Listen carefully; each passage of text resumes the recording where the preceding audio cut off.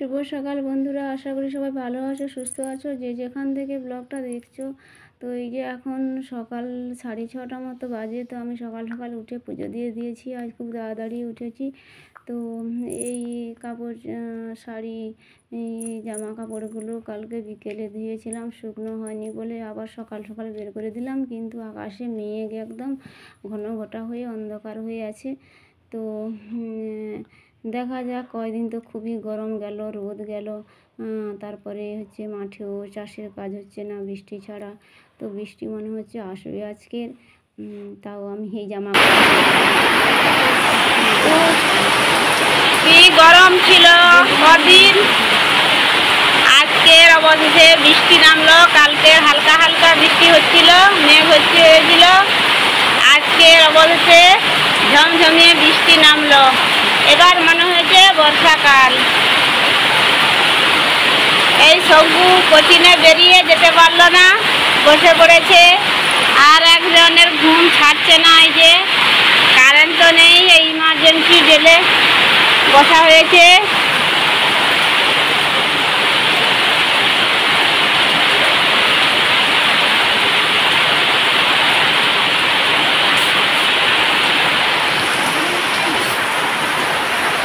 খুব জোর বৃষ্টি হচ্ছে, পুরো মাঠগুলো ফেটে গেছে। চাষ তো আরম্ভ হয়নি, এবার যাই হবে। উল্টো রথ এসে গেছে। আমরা তো প্রথম রথে যেতে পারিনি, বেশ ছিল, ওয়েদার ভালো ছিল। কিন্তু এই উল্টো রথের সময় মনে হচ্ছে বৃষ্টি হবে। দেখা যাক কি হয়, জগন্নাথের রথে যেতে পারি নাকি। তো সারাদিন কেটে গেল। এটা সন্ধেবেলা, আজকে ছিল শুক্রবার। তো এই যে শঙ্কু বাজারেও গিয়েছিল, কিছু সবজি নিয়ে আসছে। তারপরে হঠাৎ জানতে পারলাম যে ওর বাবা এসছে, তো মাছও নিয়ে এসছে। তো আমি রান্না করব। তো তার আগে হচ্ছে এই যে ওদের স্যার পড়াতে এসছে, তো ওদের আমি চা করে দিলাম, দিয়ে রান্না করে নেব।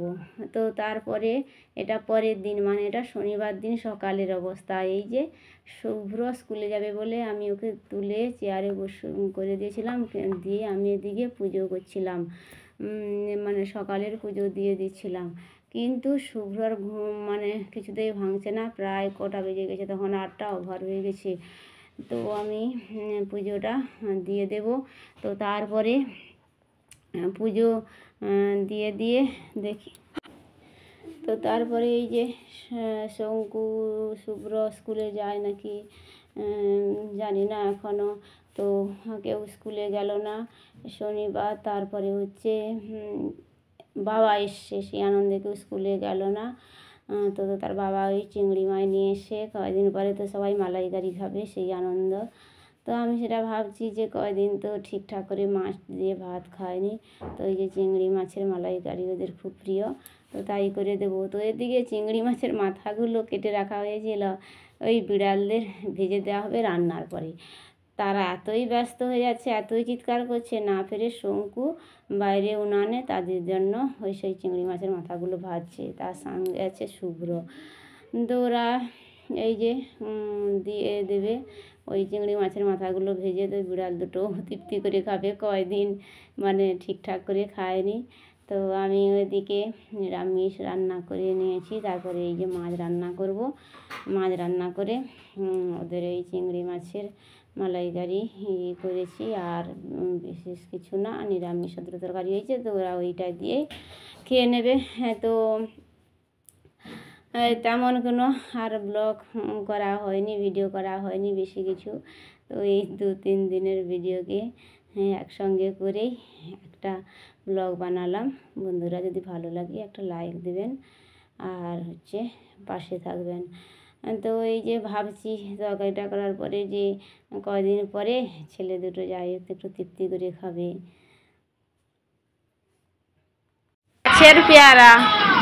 গাছের পেয়ারা গাছে হয়েছে, কি সুন্দর সতেজ পেয়ারা, এবার টাটকা পেয়ারা গাছ থেকে পেড়ে আনলো এক্ষুনি।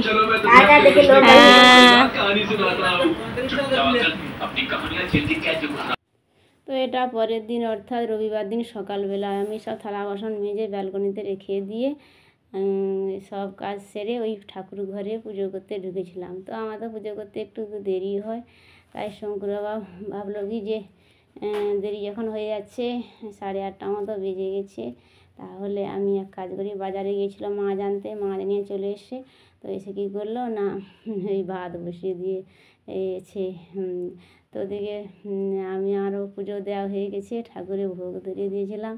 তো এই যে এবার প্রসাদ তুলে নিয়ে যাব, সবাই প্রসাদ খাবো, তারপরে আমরা সকালের জলখাবার খেয়ে নেব। শঙ্কর বাবা হচ্ছে প্রেসার কুকারে করে আলু সিদ্ধ ভাত বসিয়ে দিয়েছে। তো এই যে পুজোটা দেওয়া হয়ে গেছে, পুজো দিতে অনেক সময় লেগে যায় আমার। ওই তুলসী মন্দির থেকে পরিষ্কার করি, এই ঠাকুরের সমস্ত বাসন টাসন ধোয়া মোছা অনেক কাজ থাকে, যারা পুজো করে এরকম জানে। তো তারপরে এই যে চলে এসেছি আমরা খেতে। তো এই যে শঙ্কর বাবা কী করেছে না ওই না ভুল বলছি, আজকের হচ্ছে এতে ভাত হয়েছে, হাঁড়িতেই ভাত। এই পুজো টুজো দিয়ে বেরিয়ে এলাম, এবার খেয়ে নিই। এই যে শঙ্কর বাবা খেতে দিচ্ছে।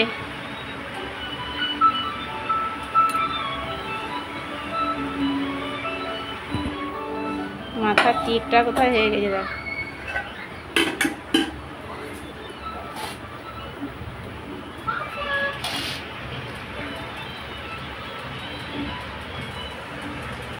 তো এই যে দুজন বাড়িতে থাকলে সুবিধা হয়। এই যে মাছ এনেছিল, তো একটা মাছ সিলভার কাপ মাছটা ধুয়ে রেখে দিয়েছি, আর এখন হচ্ছে ট্যাংরা মাছগুলো বেছে নিচ্ছি। তো ট্যাংরা মাছে অনেকগুলো বীজ হয়ে গেছে, তো সেটাই শঙ্কুকে বলছি যে এই ট্যাংরা মাছে কীরকম বীজ হয়ে গেছে। ওই তো মাছ খায় না কিন্তু বীজ খায়, দুটো বিড়াল কীরকম পাশে বসে। তো এই যে সব মাছ বেছে নেওয়া হয়ে গেছে, আর এই যে ট্যাংরা মাছ আলু দিয়ে ঝোল করব, আর এই যে লেবু দিয়ে মাছের টক করব।